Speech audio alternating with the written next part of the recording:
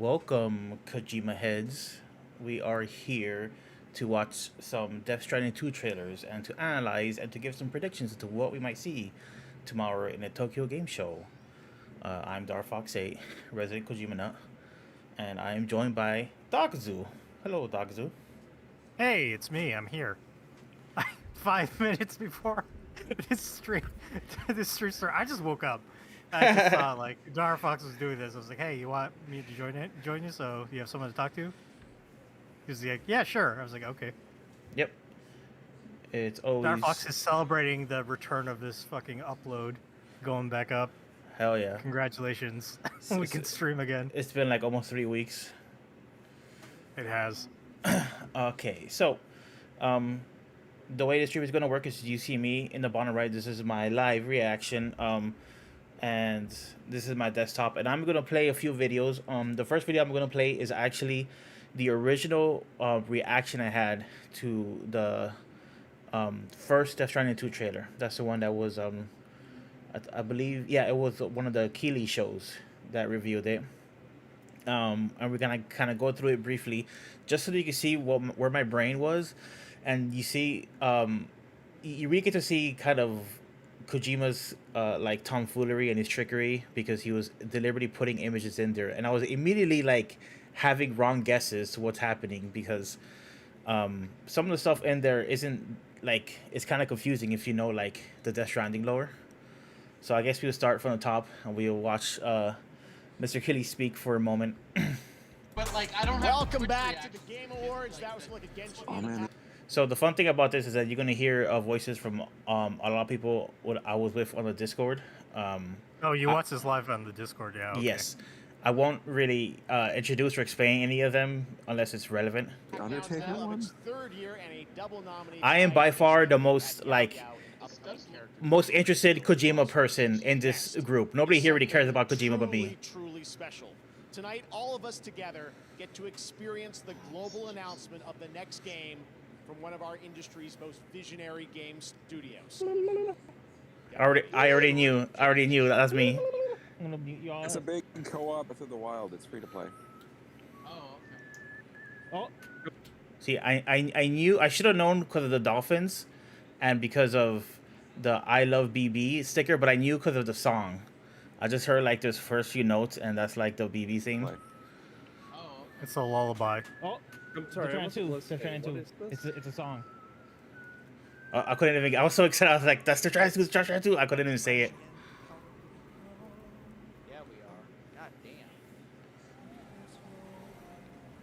damn. I think Biggie's in the background, and he was trying to watch the stream on Steam, because Steam was giving out like free. I like the pop. Quite the pop for that. buffering. Steam is buffering. Oh, Audio's a little low on this star. Steam is okay, wait, Half-Life 3? Yep. is this Fragile's? Why does Fragile have a daughter? This is B. Fragile getting fucked up.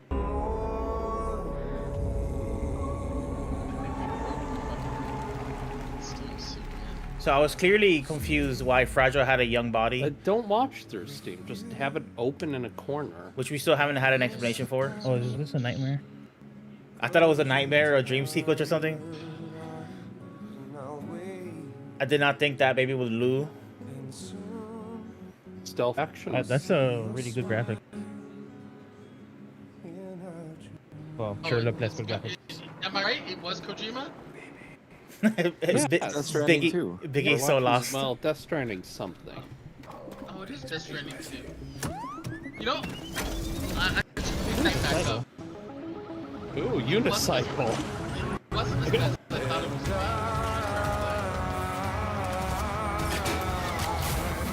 You know, White Fragile is Trey, fucking Troy young and why Baker, she dying? right? Sorry? Singing. That's Troy Baker singing. Yes, definitely Troy Baker. Is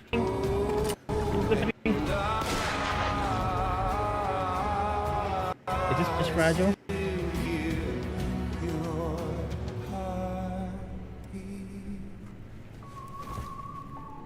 Feel the sunshine.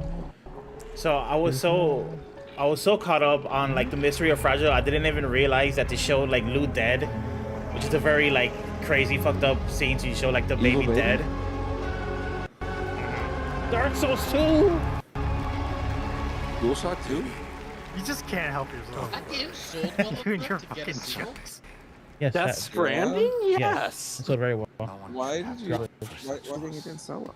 I don't know. It's just such a weird gameplay. When I say I Yeah, but it's Hey. He's Oh, old. yes, you get to play as Lou. I'm so Lou-pilled. I'm so Lou-pilled that I thought that you could play as Lou. You thought that was Lou?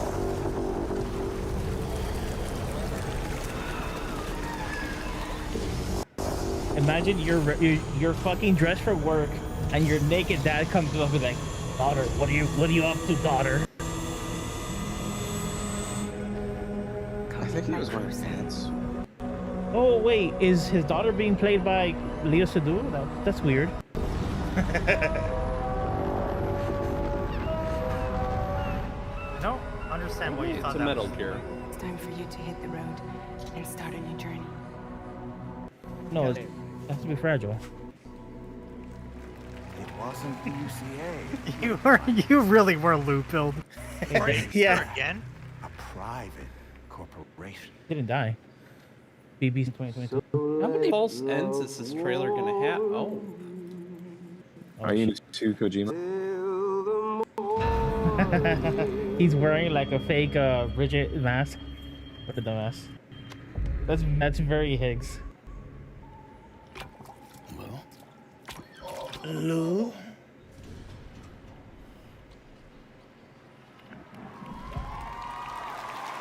Okay, apparently I really. Everyone, please.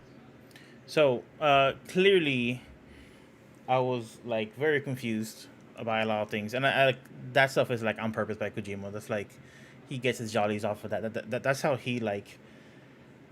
That's how he shaves himself with an electric razor and like smiles at himself. It's like his Oh trailers. my god. You and the electric razor, I swear to god. Okay. So we have that. So now let's go back to that trailer. I'm gonna. Was that the Game Awards 2022 you said? I believe so. Okay. Yeah.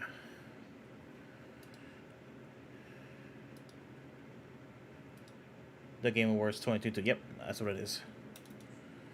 I'm just gonna make sure I'm at max quality, just for myself. The stream is gonna cap out at 10. Okay, a lot of these stickers are in Death Stranding, so that's like very heavy hints. And of course, you have like the trucks that you're driving and stuff. Mm-hmm. So this is just, it's very hype for like people who just play Death Stranding way too long. Those handprints look like the footprints that you see of the BBs Yeah, the BT, in the yeah. game. Yeah, BT, yeah. Weird obelisk thing. So, Higgs is clearly up to nonsense. You know, we just played Space Marine, and like the robes with like the weird metal backpack really reminds me of like just the weird techno future religion stuff. Oh, From the Space- Mars. I forget the term, but yeah. It's just like that weird aesthetic of robes, and but also just techno stuff. But I think this might be the stabilizer or something like the stabilizer from the original game, or actually not from the original game. This was added in the director's cut, where that stabilizer where you could like just jump off of cliff and it slowly like lowers you down. It's like it's really OP, and it makes the game like a lot easier. But it's like you don't unlock it until way later. What? I never played it. You're Yeah. telling me that I could just jump off like the fucking mountainside and not worry about sliding to death? Correct. Okay, because that is one of the worst parts of like Death Stranding. Well, the original game had a stabilizer, which just made it easier for you not to like fall over. But when you unlock level 3, the highest level, it's just a cheat code. It's just like if you fall off an edge or something, or maybe you have to jump off. If you fall off, it might not help you. But if you jump off an edge, it just like stabilizes your body and lowers you slowly down. I think it uses your battery or your what's it called, chiralium. I just forgot what it's called. But yeah, it trivializes the game in a lot of ways. I don't know what this stuff is, by the way. All that I have like no idea. They look like they're on a beach. Isn't that snow? Is it beach? Let's look at this a little further. Is it more yellow than white? You would have to be the one to comment on that. It might be snow. Can you go back to the shot where they're carrying the coffin? Can I see on the side? Yeah, because that could be blizzard. Yeah, looks I like- think that's no. That looks like sand to me, but the next shot, the white shot, looks like I suppose it could be a snowstorm. I mean sandstorm. it could kind of be both. It could be like, like the beach on the other side. I'm kind of assuming they're at the peak of a mountain or something. And we now know that that's Lou and Fragile. We still don't know why Fragile has a young body again, but maybe they just have a way to heal the degenerated cells. Did you catch? What if this is a flashback? Well, it can't be a flashback because that's Lou. Are we sure that's Lou? Well, we're Didn't Fragile have a child? No, I don't believe so. Okay. That's Lou's pod. Let me jog it down a little bit. That's Lou's pod. And look at the pizza menu on the right. Everybody's favorite. But what if like this was a life that she had with Higgs before she found out who Higgs was? I don't think so, because we know that Lou died and this baby dies. What if Lou was Fragile's baby originally? That is possible. Well, it's sort of possible because of the stinger that they said in the second trailer. When we get to it, there's a stinger that says that Lou was flagged for disposal and incinerated, according to the records, before the events of Death Stranding 1. So there's a mystery about Lou, like why was Lou around in Death Stranding 1? He was already she was already supposed to be incinerated and kind of disposed of. By the way, I really like Fragile getting in this, like the cargo elevator. This shot? Yeah. Well, Yeah, it's a good shot. Just the way how she looped the bad guys. Now they're running back upstairs to get to her because they saw her last minute get in there. I like the directing.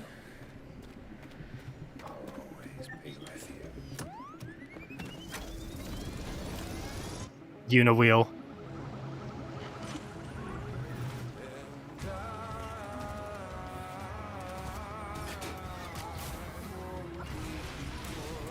This scene is like very fucked up with like the dead baby.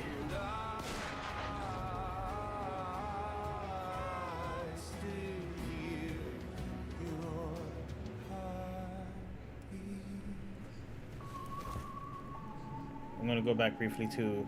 I mean, it could have been way worse. Oh yeah, Like, there could be like blood splatter, an actual bullet hole.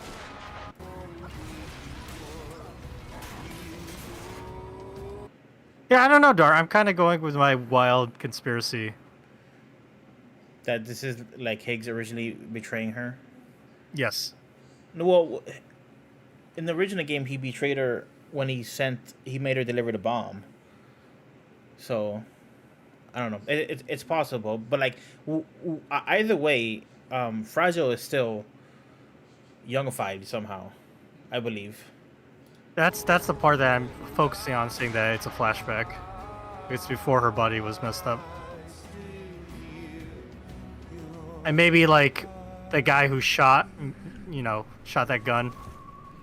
It wasn't revealed that it was Higgs at that moment.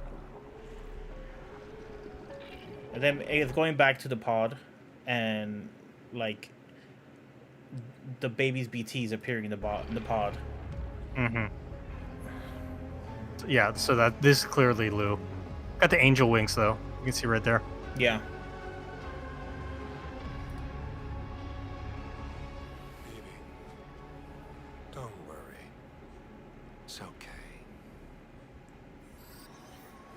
Yep, that's Higgs. Suffer such.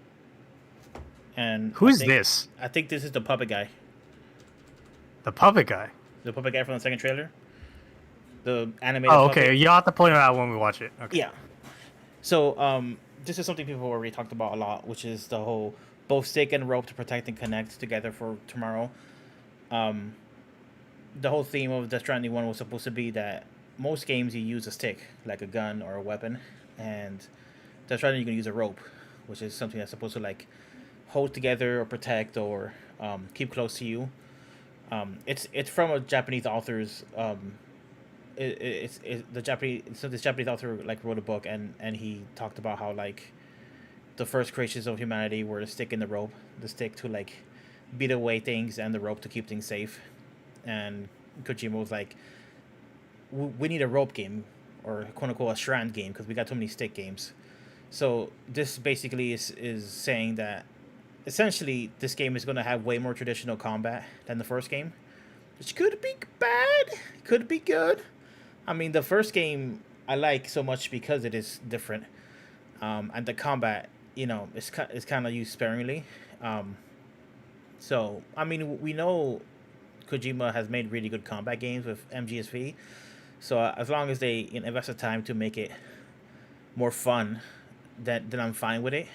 But I just think it's interesting because the one of the taglines for this game is should we have connected, which is super antithetical to like what the first game was. Well, not that Maybe- antithetical to the first game because in the first game it was all a trick for you to expand the chiral network, right? So as you were connecting people together, you were kind of moving forward the plan of the villains. So it kind of actually leads on from the first game, as in should we have connected because you made it easier for the villains to enact their plan, which was the extinction event, which was eventually like thwarted, but there might be a lot more negativity to this game than the first game. The first game was very hopeful. This game might be a lot. I don't want to say nihilistic, but more like maybe more realist. Maybe more like the world has dangers and you can't just kumbaya everything. Sometimes you might have to fight people or hurt somebody to protect what's good or whatever. Sorry, you're gonna say Maybe. something? Yeah, I was gonna say maybe because it's both stick and rope, and also I was gonna comment about the fact that should we have connected, maybe there'll be gameplay segments where you know how like in Death Stranding 1, you have to complete one of like the trips and connect to the chiral network, and then it accesses people who have also played it, and it makes your game easier. It Yeah. includes like all the stuff that they did to help traverse that path. Oh. What if it's like the opposite? And it's like, no, they fucked up your path now. Oh, like people could put traps and stuff Yeah. if they want to be crazy. That's crazy. Or like, yeah, or it gets like really like the terrain gets more fucked up or something, or it gets harder because people took that path or something like that. Cool. Just an idea. Oh, and drawbridges is very very Kojima, where like he has a like a word that's kind of like a play on the theme, and then he plays on the word again. Bridges is like a connection between two lands. A drawbridge can sever that connection at will. You could raise it and lower it. So it really is basically kind of trying to express this feeling where like we are going to connect people unless they're shitty people or unless they're trying to hurt us, and then we're going to like cut them off or fight them or kill them or something. We don't know how benevolent this drawbridges organization is yet. To suffer such Well- loss. Well, wait, pause. Yeah. The other point of a drawbridge is it's the river aspect, and they're using the river to allow like boats to go underneath, right? That's why you have drawbridges. So what if there's instances where this connects people, but we also have to open it because something else needs to happen as well. Maybe there'll be like events where like, oh, we need to sever this connection because this is happening. So global events where you can't connect because like something is happening in the process, making it a little bit more of a live aspect to the game. Okay. I meant it when I said I understand how you feel. Yeah, I think that's the puppet guy that we'll get to. But if you hold on to the sad, So Sam looks old, and we think Fragile is youngified.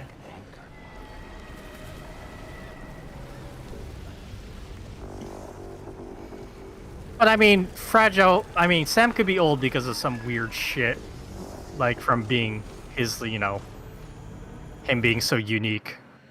Yeah. It's happened before in what Metal Gear Solid 4 when Snake got super old. Yeah, yeah. He was like designed to get old quicker. I like how you could see George Romero in there, but we didn't know that was George Romero at that point. Just a tiny little head.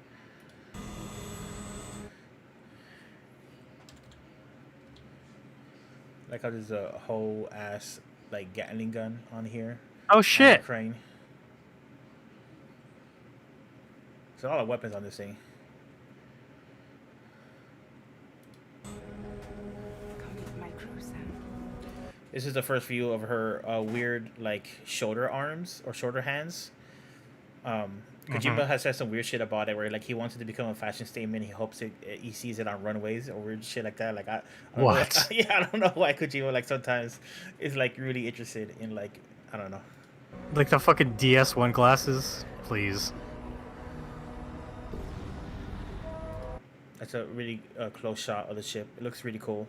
It's very like Metal Gear adjacent design. Obviously, Yoji Shinkawa is still the mechanical designer and the main designer for everything. But like Oh, yeah. the shape of it is very Metal Gear Rex. These orbs are very like Metal Gear Solid Peace Walker, with the way that the Peace Walker had like designed its AI monsters. Yeah, the camera being like a round sphere Yeah. at the bottom there. Yeah. The thing on the right that looks like some sort of missile silo, it might just be like boosters or something, but like it's just very Metal Gear adjacent, which I guess we were talking about the maybe the gameplay being more action oriented. For as much shit people give Kojima about like like he's an egoist, he's a prima donna, he only thinks for himself. He's always been very open about like, if people don't like it, I will change it. Which kind of hurts me as somebody who likes Death Stranding 1, but I wonder if he deliberately was like, okay, Death Stranding 1 originally got some weird press and maybe not some great reviews and some mixed reactions. It's not what people wanted. Let me insert more Metal Gear in this in many ways, in the design, in the action, in the gameplay. I'm like personally trepidatious about it because I love Metal Gear, but also I love Death Stranding and it was something different. And if they try and meet the two, it might not fulfill either end of the bargain. It might not be enough Metal Gear, it might not be enough Death Stranding. So if I have any worry at all for Death Stranding, it's mainly that he tries to please people that he, in my opinion, he shouldn't try and please, and he should just focus on making a really interesting game. But that's my thoughts on that.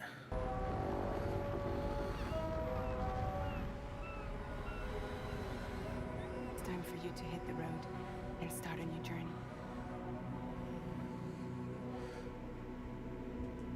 I don't recognize the song it's playing, by the way. I should have said it earlier.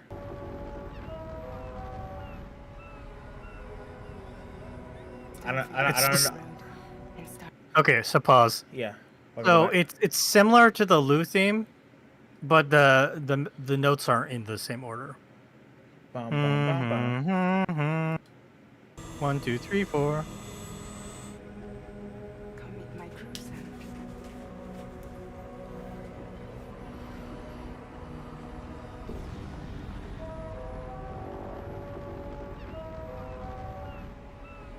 See, it's like almost like backwards. Yeah. For you to hit the road Yeah. and start a new journey.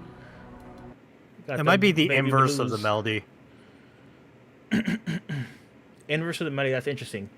That might actually play into, because we haven't really talked about the ship and the function, but they basically confirmed the ship goes to the other side, and it could like travel to the Cairo network.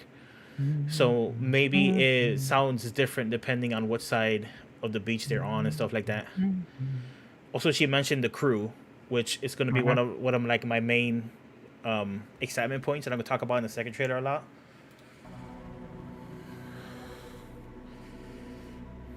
It wasn't the UCA that made the final decision. It was. So at this point, they already announced Shioli. Is that yeah, Shioli? She hasn't been shown in the trailer, but she's like a big centerpiece of the second trailer. But I Okay, guess actually, Darfox, sorry, I was wrong. what is it? I didn't mean to interrupt you, but I thought No, no, about no. it. That is the first 4 notes of the Lu song. It is. Do do do do. It's just kind of played Be the faster. sunrise. It's like in a different rhythm. Yeah. There you go. as APAC, a private corporation.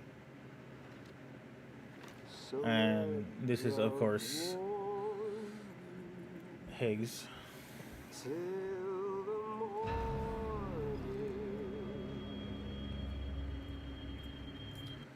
Even that, like, He's wearing this. He's wearing her necklace. yes. Even the exclamation marks is very like Metal Gear, obviously, right? It's supposed to invoke Metal Gear, but then it kind of transforms into a different pattern. It's more like a target pattern. It's actually it's an order deck pattern.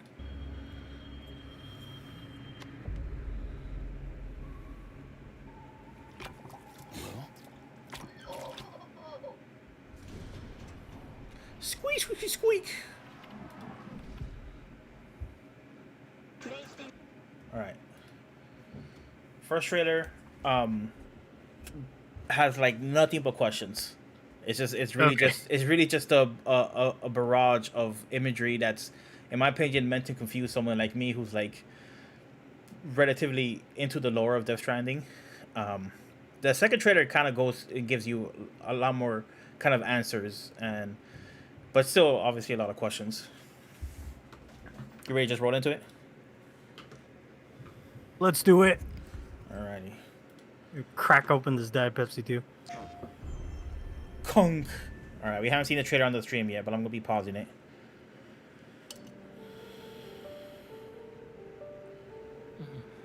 First shot of the captain of the Magellan. That's George Romero. Yeah, obviously modeled after George Romero. Not voiced by George Romero, but he does sound a lot like George Romero.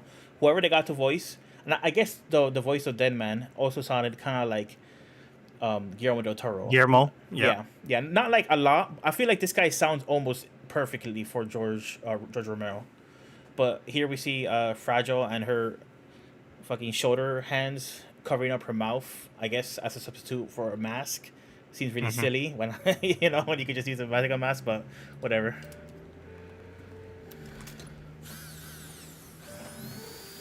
Oz. So this is made with the support of Guerrilla, right? Correct. So I don't know how much Guerrilla people are actually working on it, but they're definitely using their technology. Okay. Yeah. Go ahead. Well, now that we paused, we could see that he has like an arm attachment. Later in the trailer, we see that he's missing his right arm. It's kind of has this weird tar, like a crystallized tar, break off. So there's like a weird origin with this captain character. Like there's a lot of weird shit going on with him, but he could graft on different stuff, and he has like this medical saw thing. It's pretty hardcore. Also, here we see the ring on the shoulder hands that Fragile has. It looks a lot like the cuffs that you'd wear in the first game, except it's a ring on your thumb. So can we make out the text on the upper right and the medical I don't pop-up? think so. It's 80%, or just as 80. It kind of reminds me of in the first game you had the sync ratio with BB and his still mother, or sorry, her still mother. It might be some sort of like connection to like the other side. You kind of make out TMR in the back left, right behind Fragile. I'm not sure what TMR means though. All that text is way too blurry. This looks like blood pressure. It says 132/82. Yeah. Which is like not that high, depending or considering you're like being operated on. And that looks all like tar stuff. Good graphics. Okay, and then the introduction of this weird BT creature that's basically a pet. This is how we get Morgana to play this game. Yeah. Hey Morgana, did you know that there's a black Kitty? cat with wings? Yeah. Tar Kitty.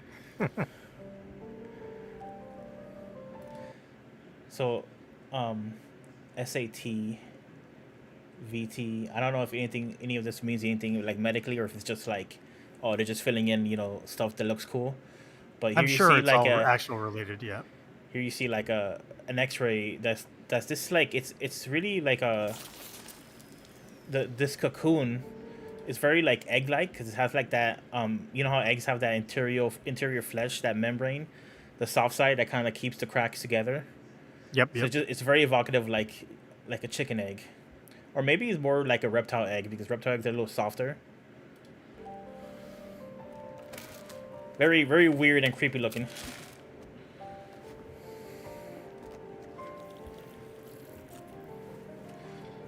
So this is not that related, but one of the things I always liked about Kojima games is when they would have like these weird graphical things for literally one scene and you never see him again.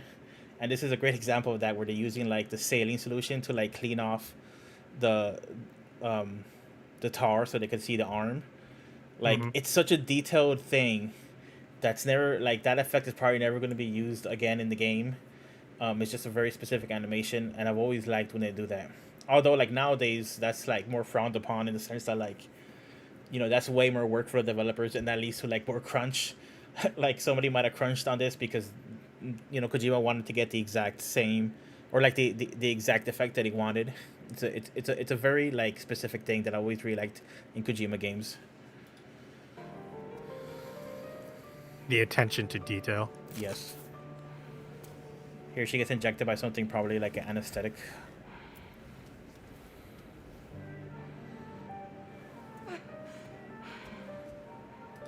So Fragile is very freaked out by like the weird circles. I don't know if just because she thinks it's freaky or because she knows something about it. Well, they could, obviously you think of their octopus suction cups, Yeah, or they could just be a bunch of like, injections. that's very freaky and very. Again, very good graphics. Very freaky, like the way you see like the edges of the skin, like peel back with the tweezers.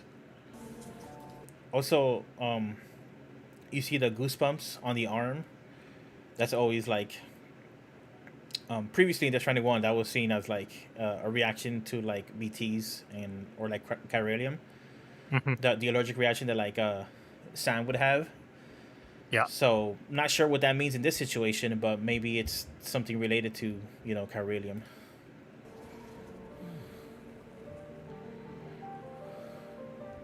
I want to say I appreciated earlier when she saw that. Oh, that skin pull, man. So realistic. I was gonna say earlier when she got freaked out, Yeah. like, and she pulled back. It worked very well with the hands over her mouth, those glove hands, Uh because that's the type of reaction you have when you cover your face. huh. Yeah. And she didn't have to do that because they're already there. And here is it, like she kind of freaked out, and the hands kind of covered some of her eyes, probably Yeah, because yeah, to block. Yeah. The, spray. and that tar went through the glove and is de-aging her hand. She's not freaking out too much about it, but obviously Also, the like stress- her hand weren't her hands de-aged in DS1? yeah, and they're not So here. okay, so maybe my theory earlier about it being a flashback is not true, but still could be. We'll see.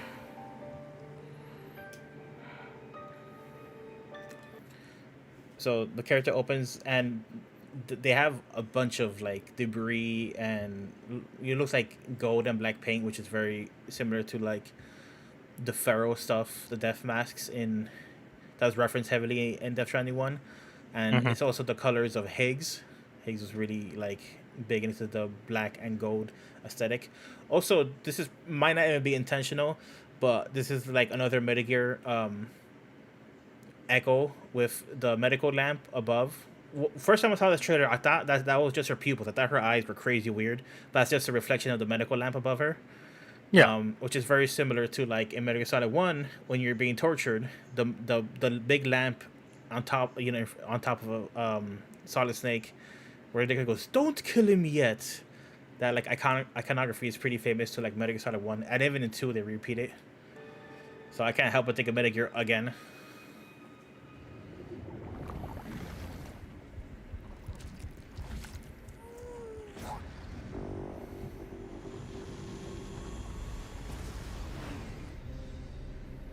Okay.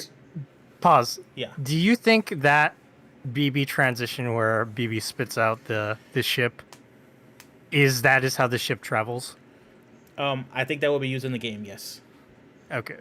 Because that was that whole BB transition were used a lot were used very heavily in the original trailers for DS1, but those were in the game. When you would die, you would see that animation. So I think every time you warp, you're gonna see a similar Yeah, yeah. animation of that. Hmm.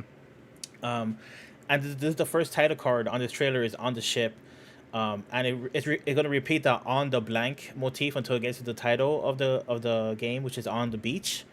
On the beach was leaked like a day or two before this trailer came out.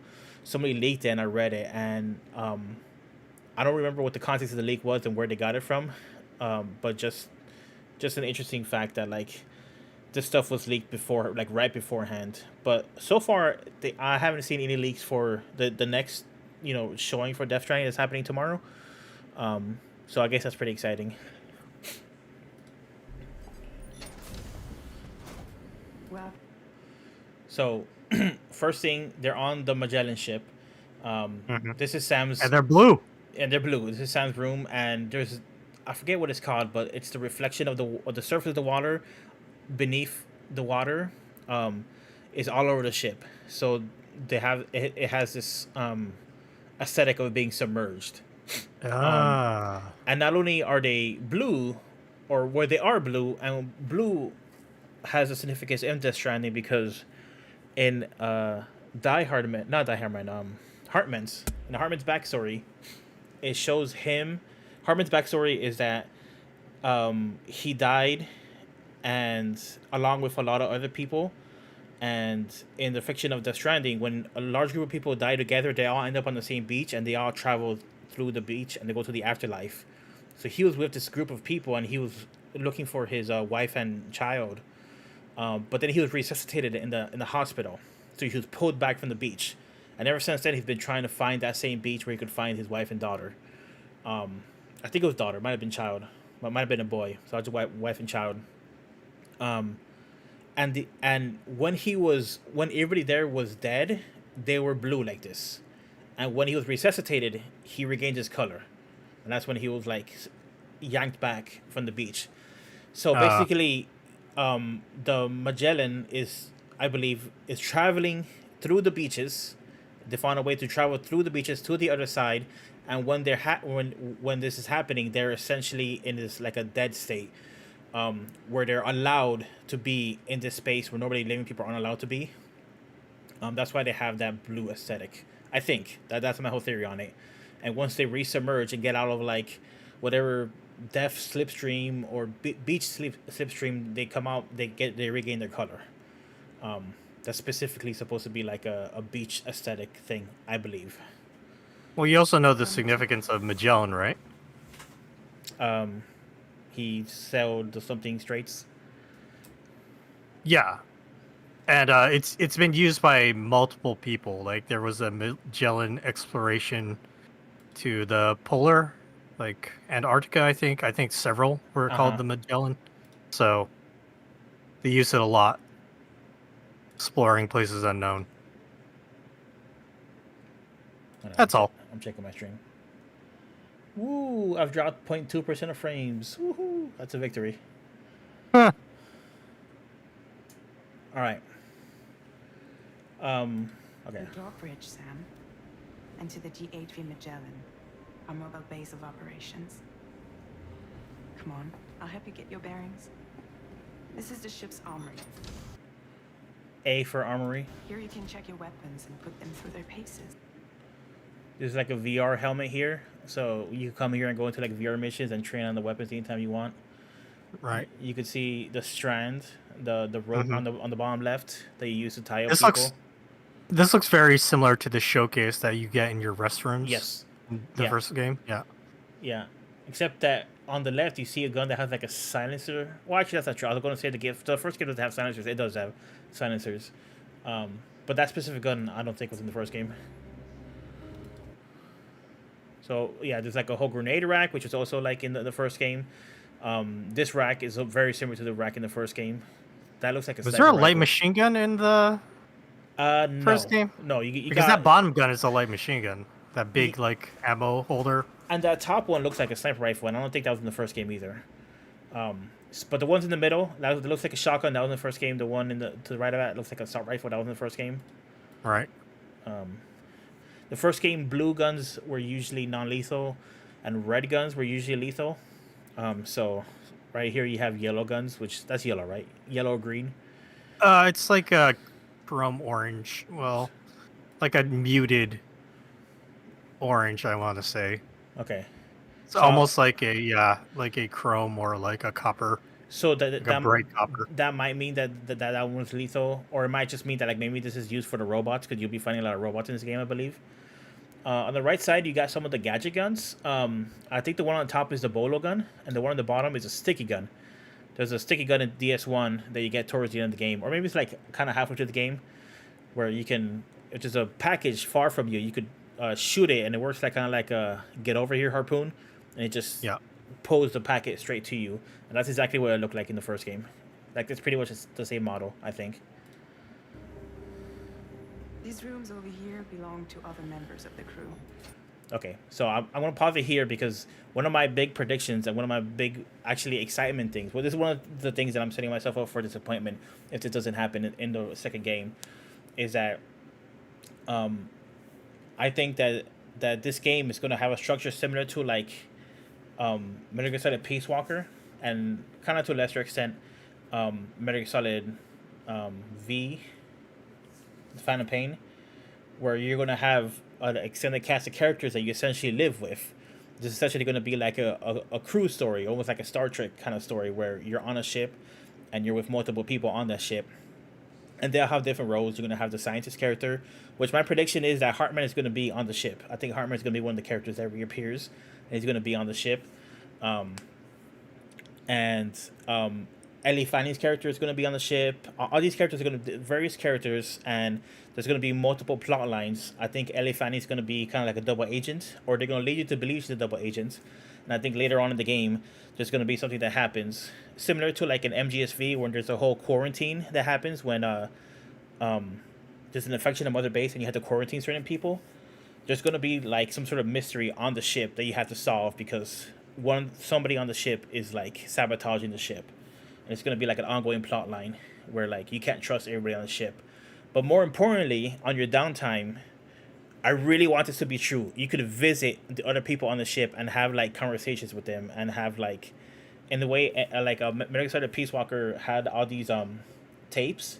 They're essentially like the codicals from the Metal Gear franchise, except they were like in this library of tapes that you could play at any time.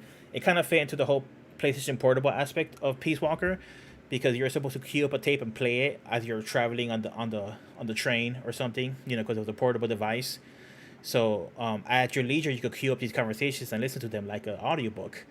I like, and those tapes of Peace Walker were awesome. Those were like some of my favorite storytelling in Metal Gear ever, and I desperately want something like that again. And I'm hoping, I'm wishing. Why the robots have sexy feet? Says Lightning Bolt.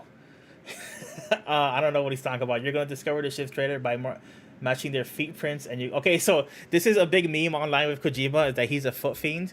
The only evidence to this is because when he scans Stephanie Justine, he scans her feet as well. So it's just become a big meme, and that's the whole foot thing. But the long and the short of it, I really want like all these doors to the left and right to be the different characters in the game, and you could visit them at any time. And sometimes you're not there because they're off working, or maybe they're on a mission, and sometimes they are there.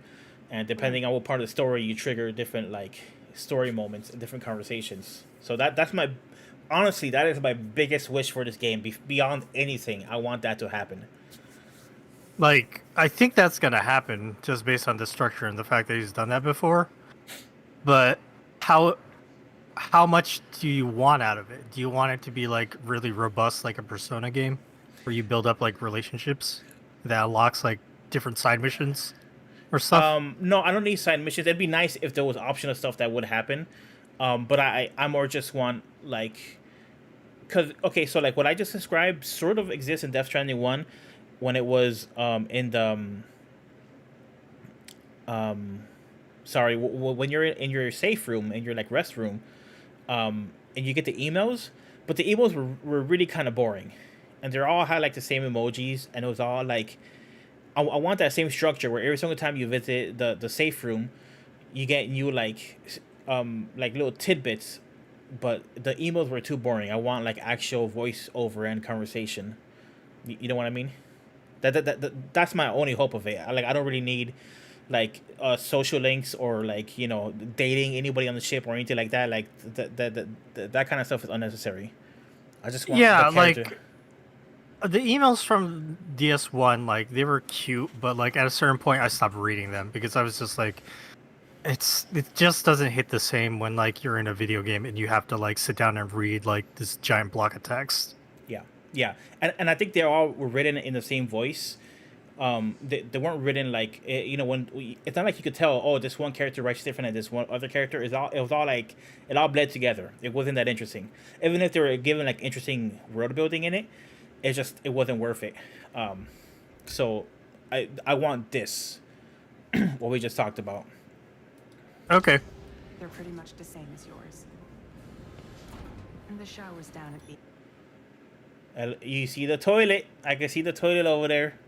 Toilet and Now, shower. do you think we're gonna have a stupid cutscene every time we go inside? Yes, absolutely. Well, so they updated the game to let you skip those cutscenes. So yeah, I think they're gonna pick up where they left off. They're gonna have those cutscenes, but you could at any point you could just hit X and skip him. Thank goodness. The other question, which prepare your cringe faces. Here comes the cringe. Are you gonna have like random story moments where you walk in on Ellie Manning, and where she's showering, and then he's like, "Oops, I'm sorry," and like all these other like perv stuff that's gonna happen because you're on like a ship working with other people. You know what I'm saying? I wouldn't put it past Kojima, but let me also give him the benefit of the doubt. You said Heartman was probably Yes. going to be on here. What if you also run into Heartman? Yes. You know, let's have him run into everybody. Which actually, Everybody's fucking naked in the yes, shower. which taking a bath. actually Kojima has done before, because famously in Peace Walker, there's that mission where you got to go on a date in quotations with Paz. But you also Kevin is in the chat and he's being a fucking perv. I'm calling you out, Kevin. we can only hope. We can only hope. But Jesus you, Christ. but you also had a mission of going on a date with Kaz. So, cause Kojima's usually equal opportunity like goofiness. It's just people don't like it. It's not very popular right now. I mean, as long as you're not like walking in on a child showering, how about that? I'll be fine. 100% you're gonna walk in on people laying They in bed call with him their Hard kids. Man for a reason, Kevin. Jesus Christ. It's Die Hard, man. Get it right. Yeah. Oh, I hope Tommy Earl Jenkins is in this game. That is his name, right? Tommy Earl Jenkins or Jones? You would know better than me, but yeah, he was Yeah. a Die Hard man. Yeah. And he was an awesome part of that first game. So I hope so. Rotoscope, mocapped, feet traced. end. I hope they end up decorating like their own places. This is one hell of a ship you got here. It's one hell of a ship. Courtesy of the UCA, I'm guessing. No. As I told you, Drawbridge is a civilian outfit. But we do have a generous patron with access to plenty of capital and tech. You have a guess who the patron is? My first guess is Die Hard Man. Oh, okay. My first guess is Die Hard because Interesting. he was the president at the end of Death Stranding 1. So I think he would have the power and the money to like finance this, and maybe his perspective is, so you could read it in multiple ways. You could read it as like the government is tied up and they can't do this, so this private institution has to do it. Or you could read it as like this private institution is supposed to stand for like something more industrious and more positive and more freedom based, but they're still being financed by a UCA big shot, so it's just another arm of the UCA. So I'm not sure what kind of take the game is going to have on the idea of like privatization and kind of like, government, big government, that kind of stuff. I mean, there's also the third option that it's like anti-government, but I don't think that's really works in the world of Death Stranding too correct. much. Correct. Because you already have like that's the bad guy. That's Higgs. Yes. Don't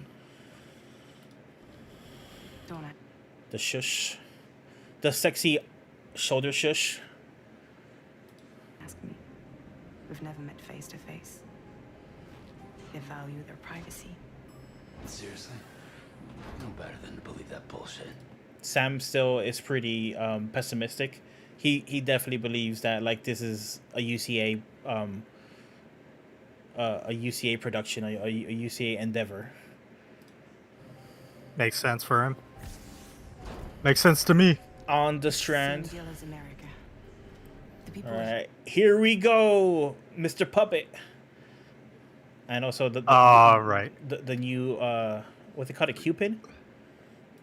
Here are think all it's forget. cut off from one another. This is the So first, that's the puppet man. That's Yeah. the guy who was narrating in the I- first one. I think so. Okay. And this is the first shot of Sam's suit. It looks very, very similar to stuff, but like you can see, there's like robotic arm stuff built into the arm. So I think that you're gonna have some base level upgrades, of being able to like hold more stuff from the beginning. They're gonna make it a little less slow to start. I think you're gonna get a lot more of the toys earlier in the game. We want you to help us bring the world together. Sam, would you mind if I join you? Humor him. His knowledge and experience. I don't know what face she's doing right here, but she looks like she's like annoyed or something. I don't know. Will probably come in handy down the road. Yes. Really, Sam? The buttocks. Your buttocks? What about shotgun? A lot of people say that's a reference to the new God of War games because you carry around. I forget what his character's name is, but he's Right, the head. yeah, the head. You carry around like on your back, right, around his ass, which may be a reference to that. But either way, I did want to point out. Let me go back a little bit. You can see this. There's grenade hoisters, or what looks like grenade. Maybe they're magazine hoisters. Hoisters? Yeah, Hoister. hoisters. Yeah, Holsters? hoosters. Stop! On his lap, and I think this is gonna be a gun. On the left side, this metal rack is gonna be like a specifically like a gun rack. So you don't have to use up your tool racks slot to have your gun equipped. You're always gonna have basically like a gun at the ready if you need it. Do you think that's gonna like change? You know how like in the first game, you would unlock your package, and so there's the animation of the package like opening up and then the gun Yes. coming out and forming. Yeah. Do you think if you put it there on your side, it will just be like a quick aim? You know, it will be faster to ADS. Yes, I think so. And I think I don't That's know, cool. I don't know what they're gonna do with the controls, but in the first game it was always a little bit confusing sometimes because L1 and L2 and R2 was like leaning left and right, but also picking up stuff left and right. But if you had a gun equipped, it was also aiming and shooting. And sometimes you might come across an issue where like you wanted to aim and shoot and you might pick something up by accident. So I think that Yep. the controls are going to be slightly modified so that you could always have a gun at the ready no matter what. I mean, Kojima games have always had too many inputs That's for true. like the buttons. Yep, definitely. I'm gonna say one thing about you saying that narration. The first one was by Yeah. this puppet guy, but this puppet guy has an accent. You don't think it was him? We could go back and look at it afterwards. Hold on, let's hear a little bit more of his voice. Gun. I prefer the driver's seat. Okay, so yeah, go back. Let's go back to the first trailer real quick. It's when he's coming out. Yeah, it's right there. I said I understand how you feel. I still think it's him. You know, I meant it when I said I understand how you feel. But if you hold on to the sadness, it'll weigh you down like an anchor. Let's do it. Okay, it does sound like his voice, but like when he's in the puppet voice, when he's in the puppet voice, I can hear it too now. It is different. it's like, you know how he moves at a different frame rate Yeah. in this trailer because he's a puppet. I think like maybe they added that effect to his voice. So go back a little in this trailer, when he's on the shoulder. All together. Let's start listening. Sam, would you mind if I join you? Humor him. His knowledge and experience will probably come in handy down the road. Yes. Yes. Really, Sam? Your buttocks? What about shotgun? Okay, pause. I prefer the driver's seat. So he definitely has a heavier accent right here than in the first one. It could be So that maybe the performers just changed. Though they got different voice direction between the different recordings of the trailer. Maybe they said we want you to be a little more animated, actually, because he sounded way more, I guess, natural in the first trailer. And here he's a little bit more animated. it could also, could be a different person, but also maybe there's a time when he wasn't a puppet. He was more like a regular human. Yeah. So that could be it as well. All right, let's keep going. Sam, do you read me? You'll first need to access the Mexico side plate gate terminal. After we've confirmed network coverage, we can take the DHV Magellan. So Mexico side plate terminal. I originally thought that this whole game was going to take place in Mexico, but now I think that Mexico might just be like the tutorial place, and you're going to be going through Central America and maybe all of South America. That's going to be the map for this game. Oh, that'd be cool for you. Yeah. And regroup at your position. The problem is, not everybody wants to be part of the UCA. That's Is that DHV or OVH? She said it earlier. Welcome to the whatever Magellan. So if you go back, you'll hear Let's go back what she to, says. Yeah, it should be right yeah. here. welcome to Drawbridge, Sam. And to the DHV Magellan. DHV. Mm-hmm. All right, let's go back. There you go. Gate terminal. Oh, you could tell. Yeah, you could tell the D right there. From network coverage, we can take Yeah, the yeah. DHV.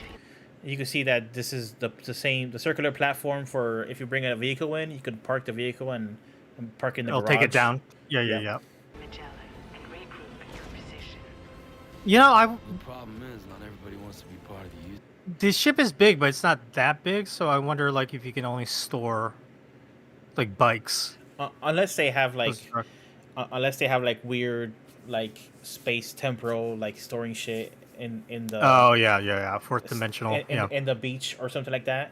I also want to say that like it's a pretty smart, in my opinion, it's a pretty smart evolution of the first game, because in the first game you had obviously you had the purpose stations, but then you also had like the distribution centers, which is the big main places that look like they had that whale shape that you could drive your vehicles in. And they all look the same. It's one of the criticisms people had about the game. I never really minded it, but they all look the same. They're like, copy and paste, and they just have different people working there, and different holograms working there. It's a pretty smart evolution of that same concept to just, instead of they just look the same, it is the same place that just travels. Like your base of operations is going to be traveling from place to place, and it's probably gonna like, let's say it's parked right here. It wants to park, like 50 miles down that way, but it can't because you don't have the Cairo coverage. So Sam has to walk over there, extend it, and once he actually like makes the Cairo coverage far enough, then they could teleport and reappear 50 miles that way. So you're slowly gonna be unlocking new points for your DHV Magellan to like park at. That makes a lot of sense. Because they can only park in certain places, I'm pretty sure. Hey, yeah. that the machine gun pod that you pointed out on the top left. Yeah. That cylinder, doesn't that remind you of like the Peace Walker? Yes. Like very much AI so. pod. Yeah. I think that's how they look like in real life. Like the if you look at the machine guns on like a Navy ship and stuff like that, for like crazy anti-air artillery shit. I think they have like huge things like that on as well.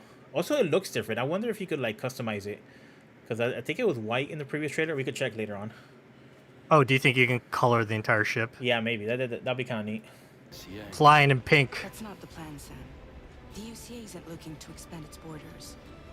Just like with Mexico, they want to bring new regions into. See, just like with Mexico, she's acting like Mexico's already behind us, and now we're moving forward. So Mexico has already been. It's not like I haven't joined the UCA, but they have the internet. They have the Cairo internet. and you can see it just floating. I wonder if it floats when you walk away, and when you get close, it parks again. The network. That's pretty cool. This is pretty There's exciting. a building in the upper left. Yeah, and there's building. I there's didn't like remember there's, that. There's structures here, like in the kind of center of the screen where the tree line is. Yeah. There's buildings there too, like a warehouse maybe. So There's some kind of fire happening on the right. or smoke. Yeah. Yeah, and obviously some like weird. Some strand stuff. Yeah. And then this is very rocky, very deserty, very cool. Anyway, the DHV Magellan's here to back you up. It might be the same buildings, but it's also like to the right of the strands. It's like this one. I don't know if that's like hologram or if it's something else gameplay related. Looks like a light beacon of As some always, sort. You'll be the one leading the way to expand. That desert part looks awesome. Yeah. See, like this looks clearly like desert as opposed to when we saw like them carrying the coffin in that first one. The maybe snow part. Yeah. So, but yeah, we'll see. Very cool environment. Very big, like very big and empty looking. I wonder what they will do, like how this will work gameplay wise. Is that water in the right? It looks like you're The right. reflection? Yeah. Yeah, like an ocean. Yeah. Wow.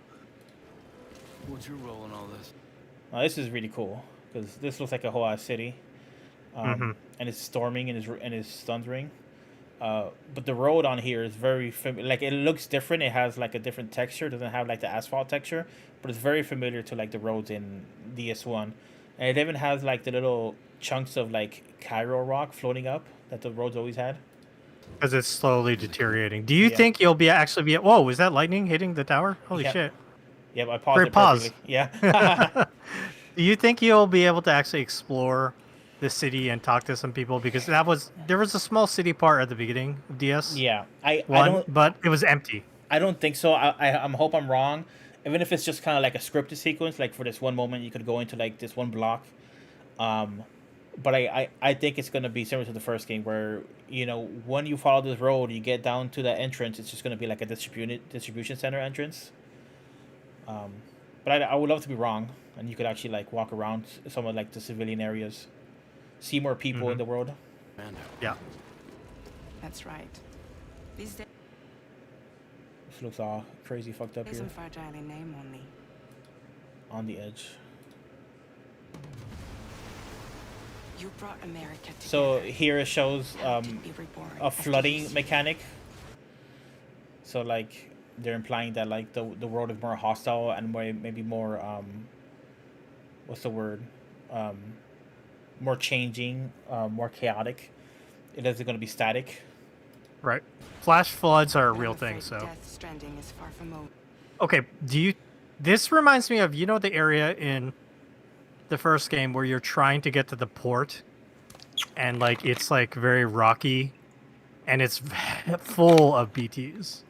The port. The port where you have your first boss fight against okay. like the lion. Yeah. Yeah. It's like right before you come over the ridge and you start running down the side of the mountain, and then low roar comes on, and you're like, oh shit, this is beautiful. Absolutely, yeah. That was like one of the really big BT moments, one of the first BT like scenarios. That's one of the first places where I died in my game. I was playing on fucking easy. Because I was playing on easy, I was just like barreling through the BT sections because I don't give a fuck. Yeah. And if I did get caught, I would just like kill the enemy real fast. It was the whale one, and it fucking swallowed me. And then I blew up, and I was like, oh, holy shit, I actually died. And so when I went back, there's a big crater there because it changes your game world. I was like, oh my god. That was very cool. Yeah, but I definitely see what you're saying. This is definitely very familiar. You do see structures behind it, like these squares. I wonder what that is. I wonder if that's what... Maybe, you know how sometimes you fight in the tar, and you see buildings come up, like especially that one section where you have to traverse across the river at the end. Yeah. That makes sense. This is another crazy. The graphics here look kind of crazy. Like, I wonder if this is fake, like fakery. Humanity is still in danger. Still on the brink of extinction. So here he looks like he's interacting with BTs, but they look different. They're more shadowy, and they're less like the the particle based BT in the first game, where there'll just be like a mass of particles, and that's the way how you perceive them thanks to BB. Here, they kind of just look like shadow people. Yep. And I wonder if this is just a different hostile area, because later on in the trailer, Sam is going to mention that the character who was in the cocoon in the beginning, he saw where she lived, and he called it like a hellhole or a hellscape or something like that. I wonder if this is the place where she lives. Like it's like a different. It's this different place, a different reality, like a different or plane of existence. Don't act like you don't see it. And That looks so cool. I think when everybody saw it, it was like, "Oh shit, you go to the moon," even though you're not on the moon. The here moon? because- What? Why would you Yeah, say that? The it- moon is right. What? Yeah, I know. Everybody had like the same reaction for some reason. I saw a lot of people online, but like you're so close to the moon here, that like this doesn't make any sense for you to be on Earth. Yeah. The thing about the moon here is like it's so detailed, and you can actually make out like all like the white specks and the circles where the craters hit the moon. So That looks so good. What one of the theories, and it was this is kind of a little bit of a mind blowing theory, is that somebody said, "What if that's not the moon, and what if that's Earth, and you're on the moon?" And like these craters are actually the void outs from when the Death Stranding happened, because when the Death Stranding happened, people started voiding out all over the planet. That's how the apocalypse happened in Death Stranding, and you can see like these huge, large, like circular craters. Dar, that is a dumb theory because look at how he's walking. The gravity would be different if he was on the moon. Well, he might have, I don't know, like gravity boots or some Dar, shit. don't buy into the dumb fucking like. You can speculate how you want. I don't know. But you can- I think of like a neat reverse idea. I don't know why there's like flying beasts on the moon, or we're like either way you're in a weird place. Like A lot of things you're really a big Elden Ring fan. changed after you went off on your own. Especially Oh yeah, because it's a hand monster. It Yeah. looks so much like a hand monster. It's a handsy, and you can see back where the risk is, just like debris and cars and stuff. Like it's like a amalgamation of like just urban destruction. changed after Oh you really? went off. Oh yeah, okay, yeah. I thought you were talking about the monster. The monster reminds me more of a hermit crab because Oh yeah. it looks like there's a shell on the back that made it out of debris. Bridges no longer overseas to do. DHV Magellan on his jacket. Look at this little pin. A couple pins. And here you're gonna see his hand. Distribution network. Right, that little tar. Yeah, it's like a little hard tar, like disconnection. They withdrew once Really crazy looking cockpit, things were up and running. and just emerging. So your friends and coworkers all went their separate ways. New vehicle, like a very small, or like a very big tricycle. It's like the tricycle from the first game, except you lean back on it, maybe more cargo space. Within network coverage, there's no need to rely on human porters anymore. So after I What do you think about this new the fucking like transport truck, but without any kind of cockpit, just like a seat? Yeah. The I don't fucking know. seat. I don't know. It seems like less useful. Do you think you're gonna be able to pull a gun on that because like it's open? Oh, maybe. That actually does make sense. Okay. Oh, look, he has his cap backwards. I wonder if there's an animation of him flipping his cap. It looks like when he got on, it was backwards though, so probably not. That's my guess. It's just a choice you get to make. There's probably a bunch of cargo in the back. Probably easier to get in and out of the vehicle, but you're susceptible to rainfall if it starts raining on you. Dark one looks really cool. Mm-hmm. Very cool areas. So after I closed up shop, I went and started a new group. One that handles work in regions outside the UCA. I wonder if this is oops, I went too far. One that So that looks like a safe room, but it's different from the one on the ship. So I wonder if this is the ones you build on the environment. handles work in regions. Okay, yeah, like you find like bases out. Yeah. in the And- world, and like, yeah, this is your room, and it doesn't, but it doesn't have your weapons because it's not part of your thing. Yeah. So maybe you can't resupply that. Yeah. I wonder if this is a music visualizer, and you can just listen to music, or if it's just Maybe like, this is the one that's in the city, and it would be cool if you got to see different types of rooms. yes, It's a that lot would be more cool. work, but yeah. I like the little Orchitect sign on his chest. We decided to call ourselves Drawbridge. With the All right, close up of the APC bots. APC. I think that's what the what the organization is called. It's like the company that makes the bots, or maybe APAC, APAC. But you can see there's like different versions of them. I wonder if they're gonna have like different abilities, and these two I think have like the robot dogs on their shoulder, on the right shoulder. They're about to Robot toss it out. dogs. Yeah, they're about to toss it out. the chiral Oh, okay. and APAS. Okay, so what do you think is like their chess piece that's glowing? The same thing Higgs has. Yeah, I don't know. It's it being Death Stranding, it makes me think that maybe there is like dead babies inside or something crazy like that, because that Well, was Higgs once looked like moving tentacles, and in the first trailer you see like Sam hold that pod and say Lou, and it's like a bunch of octopus tentacles. yeah. So maybe octopuses are also in like the beaches as well, and they're harnessing that or something. Yeah. That'd be cool. Look at the environment. Looks like there's spikes on top of that bridge for some reason. Those are usually to prevent people from, climbing or Climbing, yeah, like perching. anti-theft, anti-climbing. They also have those for like ledges up high for like anti-birds. Just a fucked up thing to do, but yeah. Interesting. I mean, people do them. You Interesting don't want detail. pigeons gathering on ledges and shitting all over the edge. So Very Yoji Shinkawa like designs. It's very cool looking. their backpacks look like a tomb, like the It looks like The stuff coffin. the guys were wearing in the desert snow place. yeah. And I like how their face is like an LED screen that lights up, or like has designs on them. Yeah. Network and APAS. Humanity will be free from APAS, he said. the need to move around. They So- float around like BTs too. I forgot about this part. Yep. They're for some reason they're just chilling there until you activate them. Also, like the most hype part of the game. The purge of the backpack so you don't lose your shit while you fight. Yes, you could just safely drop your shit off. It starts floating, like it has like a stabilizer on it.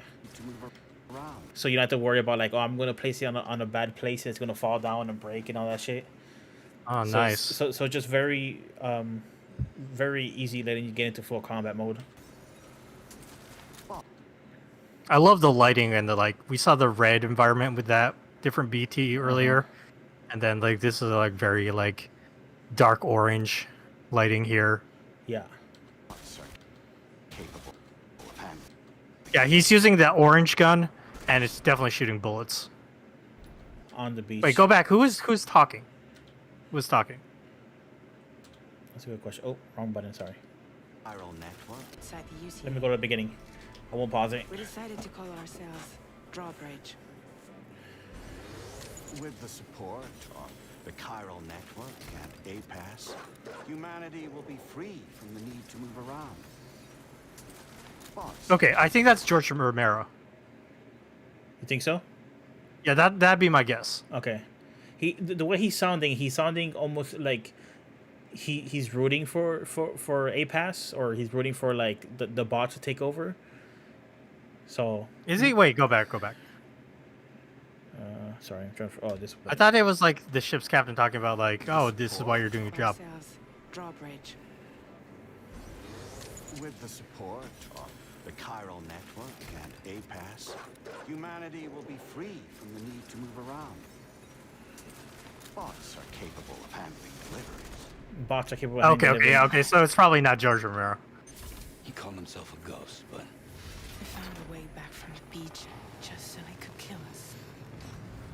he said he came back to get revenge on you and me.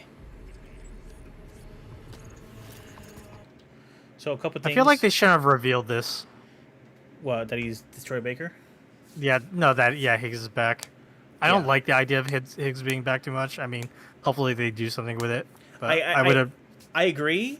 I actually think Higgs is kind of weak in the first game. There's things I like about him, and there's things. You think he'll be adjacent a to him. better villain now that he's coming back? I think so. There's things in the trailer that I really like personally. And he looks like Asuka. Yeah, there's specific personality things, and even the performance. Of Troy Baker, I actually really like it. I'll point out a couple of things he does. But obviously he took off the mask and he has like the crazy face makeup. People have said it looks like a lot like the Crow. Crow is a very like rock adjacent movie. The character of the Crow was a rock a rock musician. He Troy Baker himself is a musician. He plays guitar, and he sings obviously. And the main weapon that Higgs is using here is a guitar, crazy electric battle axe guitar. But also which I love. Yeah, his Origin scanner is it looks like one like a tentacle, two like a umbilical cord. So that's obviously like another like design choice tying into these two things. You mentioned before that he has the necklace that has like I think that was supposed to be like genetic sequencing, the little beads on it. Yeah, I think that's what that was. Yeah. So he was on the beach with Amelie in the first game, and you defeat him, and you leave his fate up to Fragile, and Fragile doesn't kill him. You learned this in the first game because you get emails from Higgs after you beat the game, or you find some of his like logs or something where he talks about how he lost and stuff like that. So you knew from the first game that he wasn't dead. That Fragile's like spared him basically. So he's back. And the first game, he was basically a puppet from Amelie.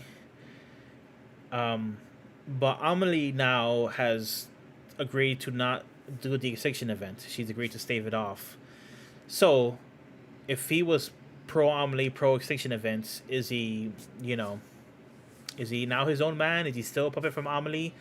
There's a lot of different things they could do with Higgs. But I am digging him more in this game because, one, he's way more flamboyant. He was kind of flamboyant in the first game, but they were trying to make him kind of menacing and stuff like that, and it didn't always hit with me. Well, it's Troy Baker. Yes, yeah. How menacing can Troy Baker be? Exactly. Here he's more Joker-esque, I think, which is very eye-rolly, or it could be very eye-rolly. But I'm liking his weirdness in this game. And I'll point out a couple things. Hey, brother. Jim is. So this might be right after the sequence where they showed right before where he shot the floating robots. You get into this factory that was building guns and sending guns around. And then you find this cutscene where you find Troy Baker. He's being apprehended by these robots. Yeah, I figured you'd pay this place a visit, seeing as how I've been distributing the fruits of this fine factory all over the continent. Or maybe they weren't making guns. Maybe they're making robots, battle robots. They're not super explicit. Mm-hmm. Guns and violence, the whole damn world could be yours. So like, the way he says this and the way he says the next thing, Same as it ever was. I think he's gonna have a lot of rock and roll references. Same as it ever was is the famous line from Water Underground. Wait, is it called Water Underground? Water Flowing Underground. The Talking Head song. It's clearly like a reference to that song, and I think in this game he's gonna be constantly dropping like rock and roll lyrics. This is gonna be like his gimmick. Okay. Oh. Looks like you decided to trade in that rope for a stick this go round. Very explicitly referencing the themes of the game, which the first game I don't think did too much. I mean, the first game is very explicit and on the nose, but I don't think any character ever said, "We're not going to give you a stick, we're going to give you a rope." But in this game, very just full on breaking the meta and just referencing Kojima's whole like ethos. Oh. Well, I suppose even a porter has to pull. I really like how he's delivering this line and the way how he transitions to talking about the puppet. Pull the trigger from time to time. Oh, what about you? Hey, buddy. Are you just another soulless little husk, huh? Let go of me! Pathetic guitarist. Where's the rest of your band? Okay, so if my first main hope for the game is that you have the crew on the ship and you can talk to them when you rest at the ship, my second main hope for the game is that the bosses in this game are all rock and roll themed and they're all part of his band. He references, where's the rest of your band? I think there's going to be more characters that are in league with Higgs, and they all have a different instrument. Higgs has a guitar. One person's going to have the drums. One person's going to have a bass. One person's going to have, I don't know, a cowbell or something. And these will be the boss fights. Again, What? Why did you go cowbell? Obviously, they'd have like a mic stand because they're the singer. Yeah. Well, you know, Higgs is also the singer, so maybe they'll save that for his boss fight as well. But again, injecting more Metagear in it. Metagear, you know, famously had like very iconic Over the boss top fights. bosses. Yes, and themed bosses. You know, like the Foxhound unit, Dead Cell, you know, the End, the Pain, boss, the B&B unit, the Beauty and the Beast unit. Bosses that are themed, that they have like a theme and they have like this weird partnership and gimmicks that kind of like play off each other. I think this is my second main prediction to the game, that they're gonna, you know, to kind of satisfy some of the fans that he lost with this game. He's gonna have big, interesting boss battles, and it's gonna be rock band themed. That's my prediction. Okay. I'm throwing it out there. I would like that because there were boss battles in DS1, and they weren't that fun. No, They were no. they were okay. They were also themed, but they were kind of themed in a lame way where it's like sea creatures. And like because they were all made out of that chiral goop or whatever, they all look the same. Yeah. So Yeah, it so would be more cool to fight human beings with more personality, obviously. yeah, and you know, depending on what the boss is, maybe they can use you know, like Cairo Goop and summon Cairo enemies as ads and shit like that. I could definitely see that happening, but the main adversary will be the actual human, which happened a little bit in Death Stranding 1. You do fight Higgs, and he has like a health bar, and I really like that fight because he could stealth it a little bit, or you could get guns and shoot at him. You can throw packages at him. There's various ways for you to fight him. So like that one boss fight in Death Stranding 1, at the end of Death Stranding 1, it kind of gave you a small hint of like the classic Kojima boss fight. So that's my second big hope.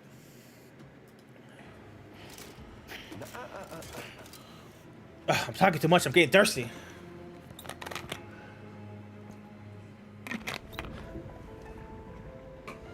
Well, ain't that something?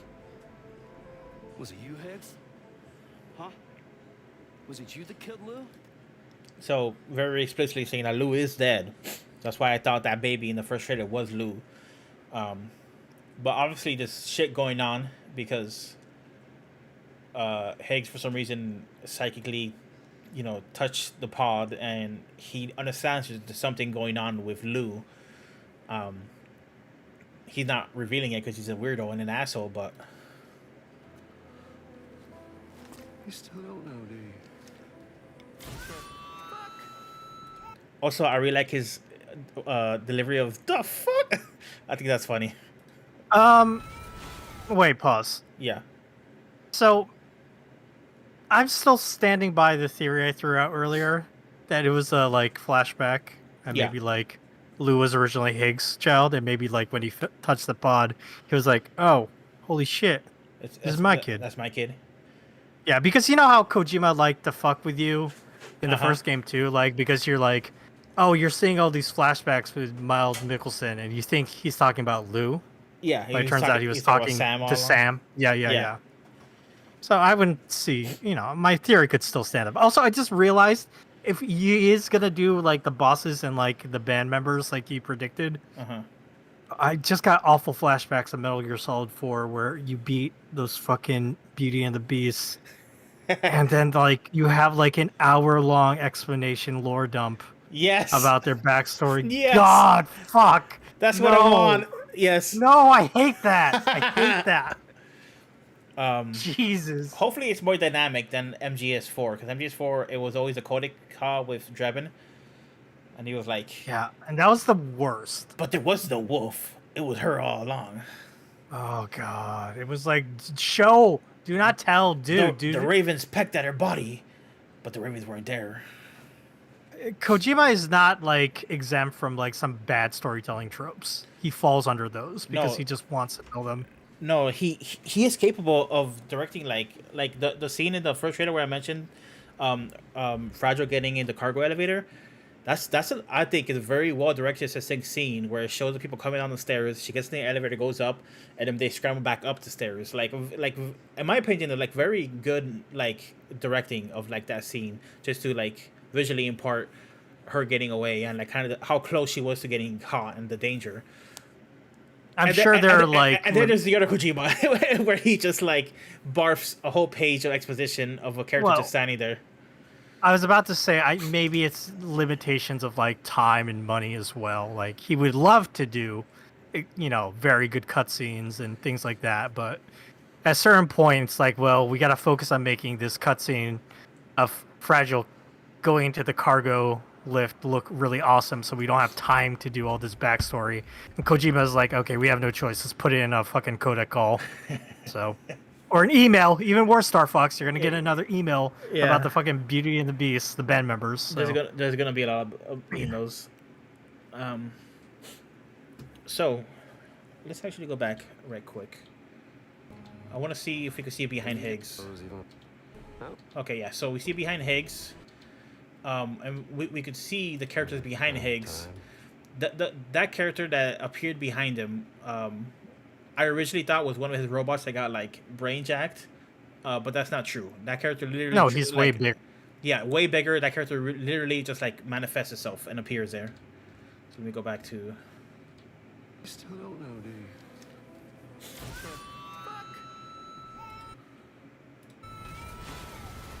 you? It like comes out of nowhere, unless there's like creative editing. I wonder if Kojima put that high pitched like thing there to help cover up like Higgs. What the fuck? He's swearing a little bit too. Little half censor. Although, like, if you see Sam's face right here, and he's blurred out, so it's really hard to tell. He looks like he's in distress, like he was just either hit or something was hurting him. So maybe there is editing here in the trailer where there's a whole scene missing of something happened between the last thing he says and the what the fuck scene. Oh yeah. Kojima's done that before. So. Yeah. So maybe he doesn't appear out of nowhere, but I think he is teleporting because I think you see him teleport here.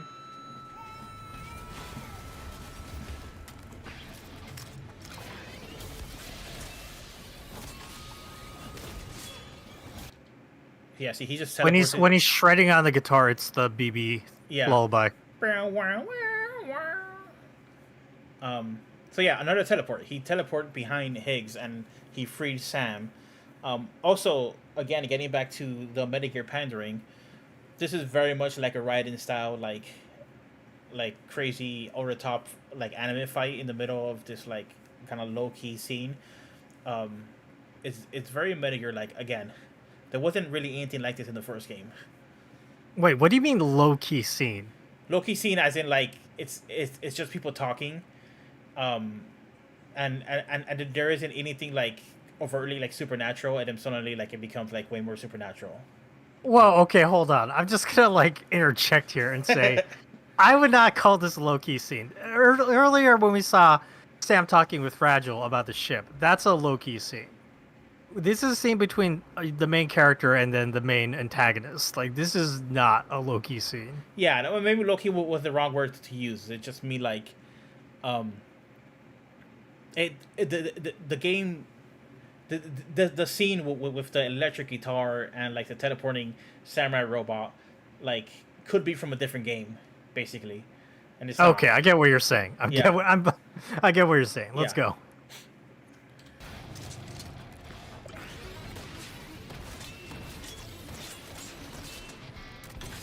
So what do you think he is throwing? Like, is it just electric discharge or is it actual bullets here? Oops. Because the way he's like blocking those, it looks like impact. It looks like he's shooting actual like bullets.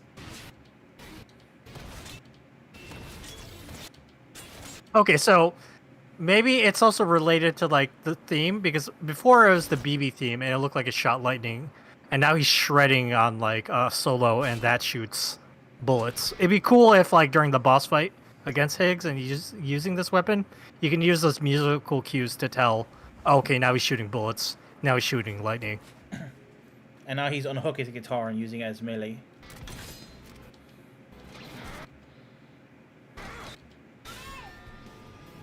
Oh wait, let me. Sorry, I know I'm pausing a lot.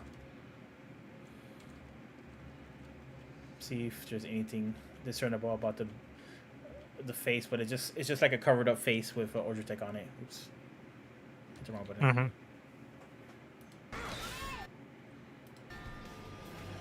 Okay. Yeah, and the Overtech sounds like a child laughing, right? Yes, which is so very easy to think that maybe this is the spirit of BB, of Lou inside of this. Yeah. Mm-hmm. I think that's definitely what they want us to think. I don't know why Lou is so good at fighting. Oh, by the way, this is literally what I'm most hype about the game, is the fact that Ludwig is back. Ludwig left Kojima Productions, and then he came back. So I was actually crushed that he left because the story the music in Death Stranding 1 is some, especially like the environmental stuff and like the synth kind of like thumping stuff that it has.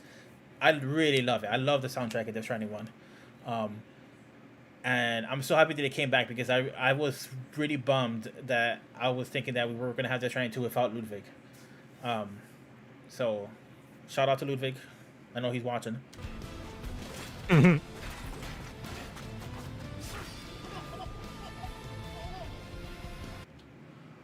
The action director, is that the same Is that the same action director as before? I don't know, actually. That'll be a good thing to look up. Yuji Shimomura? Yeah. Who do you think are potential purpose for this game? I have a couple ideas, but I'll get to that later. Hope they have a ton more lore as well. Is there a lot? I don't know the bands very well, but did they produce a lot of music after Death Stranding? Because I know the vocalist passed away. Yeah.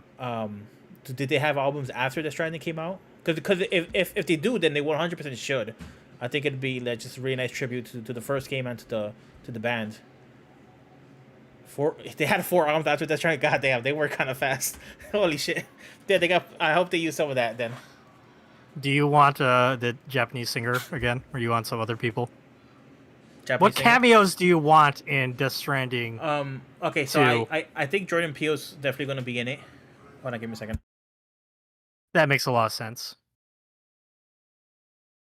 We're probably not going to see Conan or Junji Ito or some of the other like Jeff Keighley. If Jeff Keighley shows up again, I'm going to be like, why?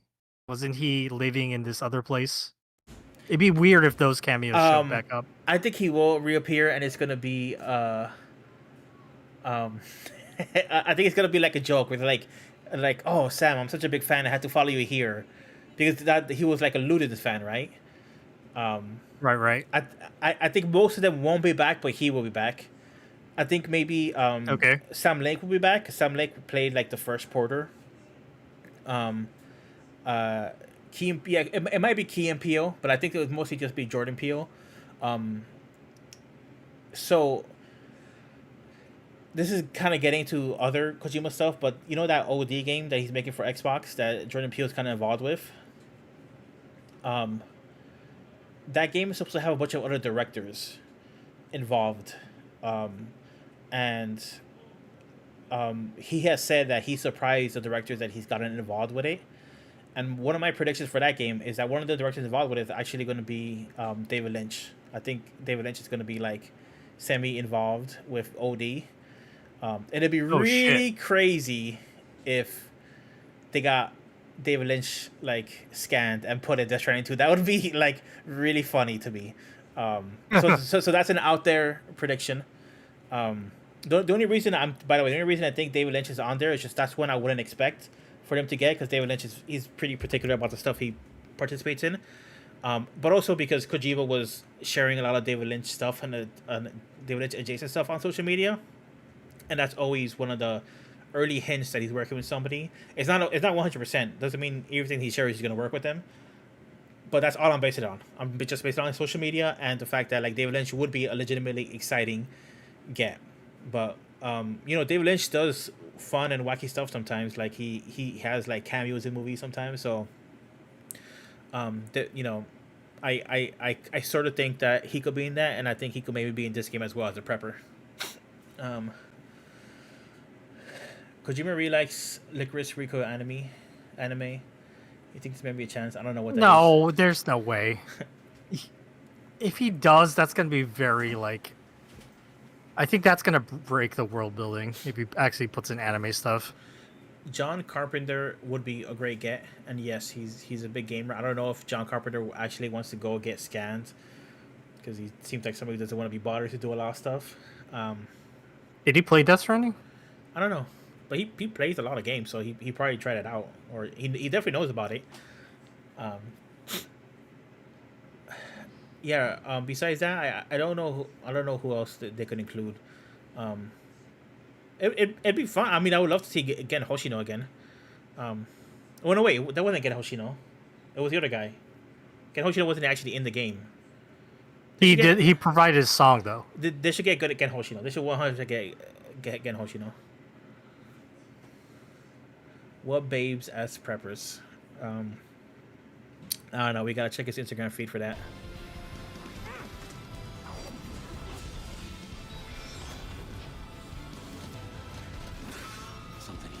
Kyle Cooper is always, or almost always, involved with like the title design, so it's just nice to see him still there.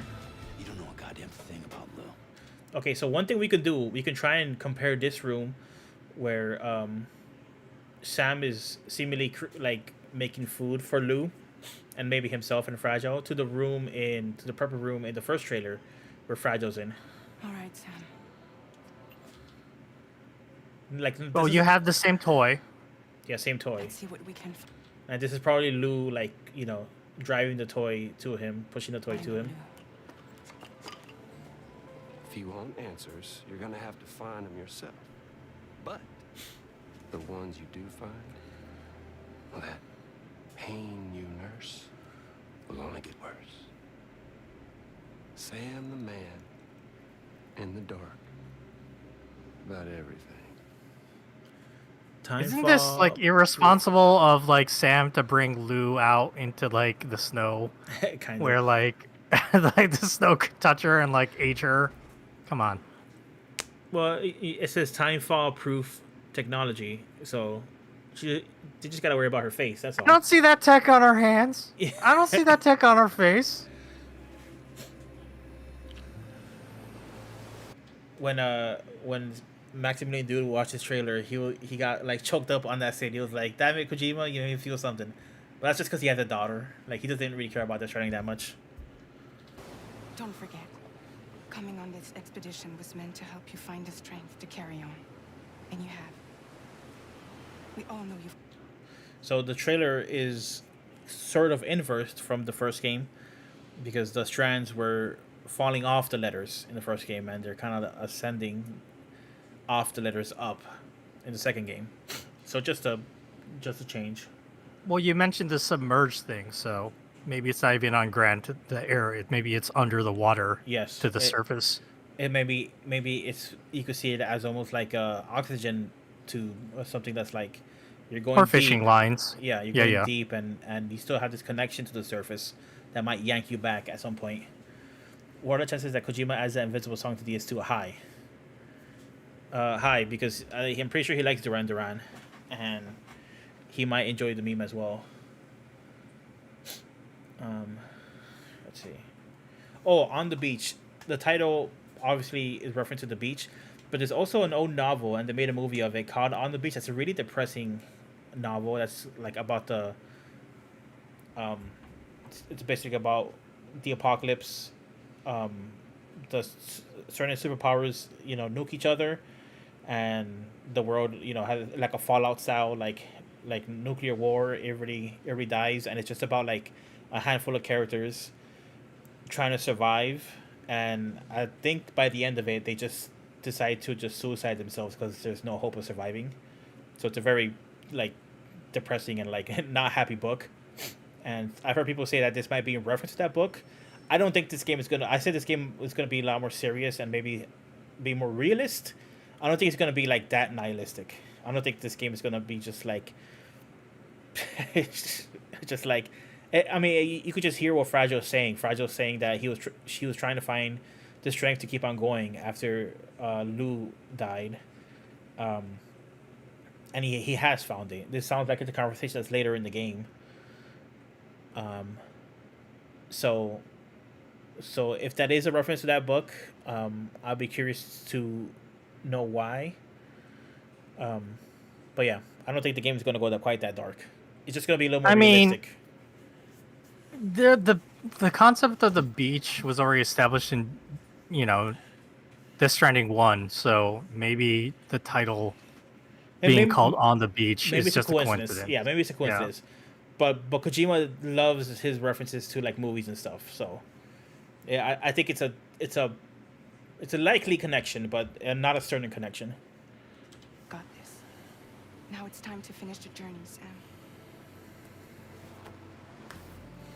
Please understand, Sam.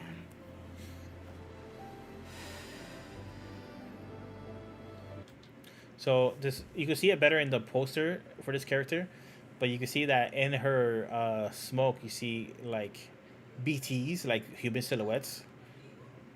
No idea why. It's maybe just heavy commentary on the tar in cigarettes or the deadly aspect of smoking. Just a weird thing. We never meant to string you along. That chrysalis, we found her inside. It was filled with a fluid that contained amino acids. Okay, so here we see a few characters. The person standing where we see their back closest to the elephant character. I'm pretty sure that's Sam. Kind of has Sam's silhouette. He's wearing something we don't really see Sam wearing, like a jacket. And if you go to the previous scene, you kind of see the color of it. It's like blue and I don't think that's yellow. Sam. You don't think that's Sam? Because I don't think his hair's gray enough, even in the shadows. Well, on the right side, it looks like it's Fragile, because it kind of has Fragile's like. She's sitting cross-legged, and that looks like what Fragile was wearing. On the left side, you see somebody's like bare knees and like yellow boots. I don't know what character that is. Yeah, and obviously George Romero's in the center, right? I'm talking right now. Yeah, I think he's being covered up by the character I thought was Sam. Yeah. Could be Sam. I'm curious to know who the bare knees girl is. You know how we all feel about bare knees around here. What if it's a bare knee guy, Dar? Maybe he's a very fashionable dude. It could be. It's just I thought it. Yeah, I can't quite tell. I was trying to compare it to like the size of the Sam character, but just it's all you can't really tell. One's identical in structure to the kind found in tar. Kevin agrees with me. I'm sorry. There are amino acids in tar, as in proteins. But like he doesn't have. He has brown hair here. He doesn't have like aging hair here. So like there's something timey-wimey going on. Oh, do you think the white hair part is? No, that can't be. Do you think he dyed his hair? Maybe he dyed it. Wait, when he's walking around, like when he's fighting Higgs, is his hair brown? Maybe it is Sam's. It's brown. It's brown. Okay.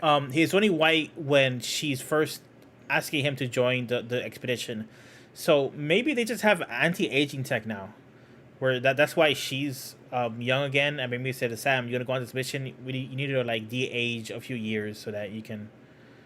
You take a bath in like a special solution. We're gonna get a scene of fucking Fragile bathing. Jesus, Kojima. I like he went there immediately. Kevin rotted my brain. Coral creatures could emerge from it.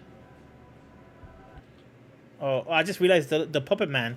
The puppet man was down here, and he was also trying to lower the body down. That's pretty funny. Look. Of course. How else did you think that chiral creatures could emerge from it? He has his hands up, like trying to Some have lower. even theorized that the tower is a sort of primordial soup. Ellie Fanning's character model looks really good. I was there. I saw her home. Mm-hmm. Okay, yeah, it's Sam. Sorry.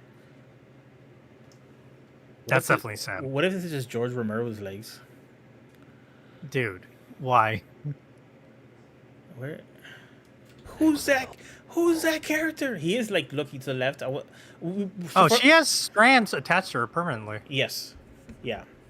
Interesting. One thing that should be mentioned, that if you hyperanalyze Kojima trailers a lot, you know that like sometimes the voice lines don't apply to the scenes they're showing in the trailer. So maybe this conversation isn't a one-to-one to what's happening in the cutscene. So should we have connected? You see, after you left Bridges, I decided to do the voice of Guillermo del Toro's stand-in. Mm-hmm. And you can see that I didn't notice it until now. Actually, I assume he had it on throughout the whole trailer, but Sam also has the ring, that's supposed to be like the cufflinks. And maybe that is the new cufflinks. Looks like he was reading Moby Dick and the Voyage. I can't tell what that says. I can't really zoom in my current setup, so. little digging. Now, according to them, BB-28 was flagged. Looks like BE. And subsequently incinerated 4 years ago, long before you and Lou first met. So there you go. There's records of Lou getting flagged for, decommissioning, and then getting incinerated before he even met him. So there's definitely something mysterious going on. It also explains why, like, he referred to the baby as Lou, male form, and then it turned out to be a girl. Mm-hmm. Luis. Mm-hmm.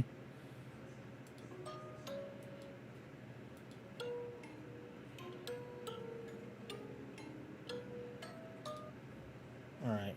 There's one scene that I didn't really talk about, so I want to go back to. Let's take some more around here.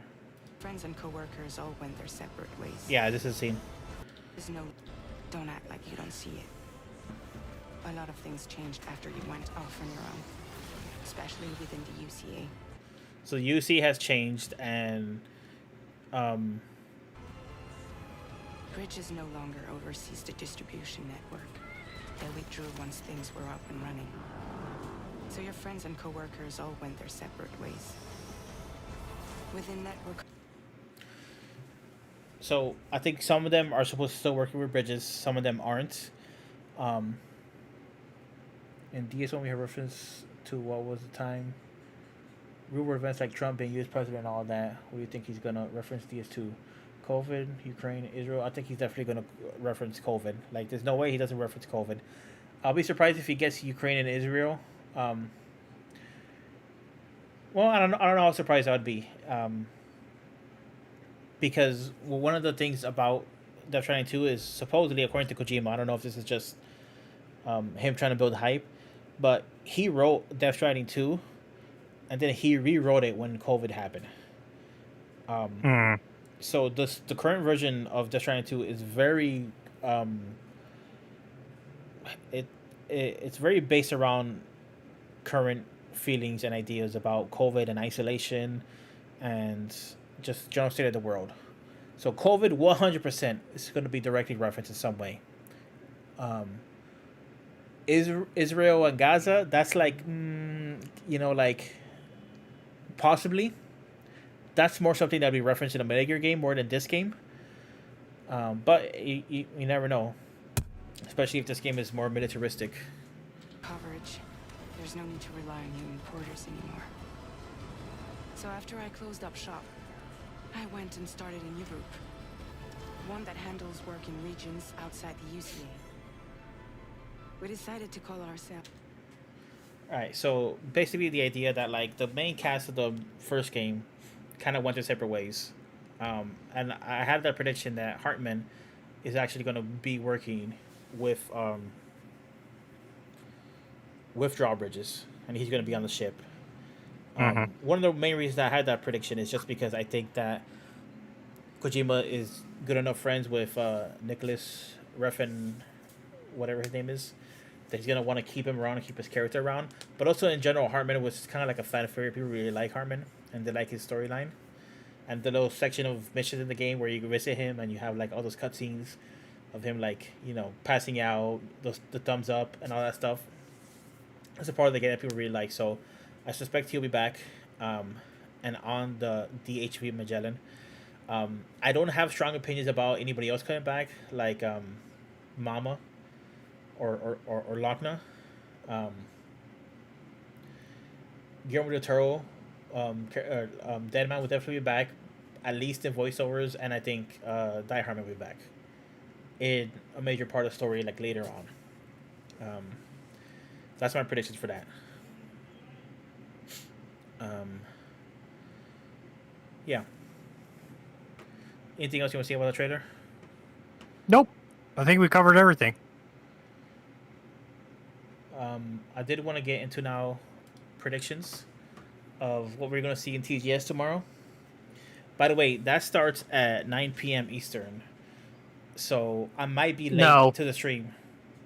Does it? No, I mean, like, that's fucking 3 a.m. my time. Oh, yeah. That's a no for me. Oh, yeah, no.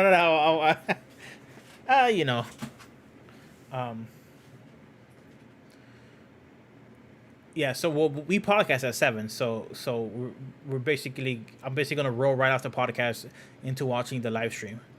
So Mads, I don't know about Mads. If it'll feel weird not to have Mads in it, just because he's such a big part of the first game. But he hasn't seemed like super connected to like Kojima since the first game. I don't know. We'll see on Mads, but let's see. All right, give me some predictions, Dar. So this is what the last time he had a TGS thing, he showed like a lot. He showed like what the room was like.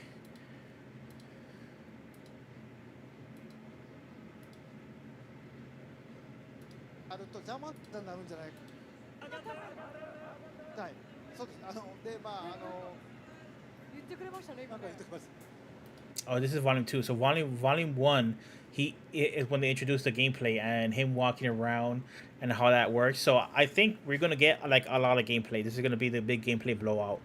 I think we're gonna see how the safe room works. I hope we get to see like the whole crew thing in the DHV Magellan. I don't think we're gonna have a full-on new story trailer, but that'll be really cool. I think it's gonna be mostly gameplay related. That's my main prediction for tomorrow. Oh.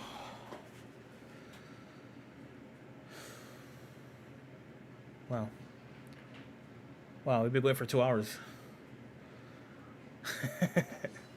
Yeah, boy. I'm kind of spent. Yeah, you should be. You've been talking a lot. Now you know how I feel after we podcast.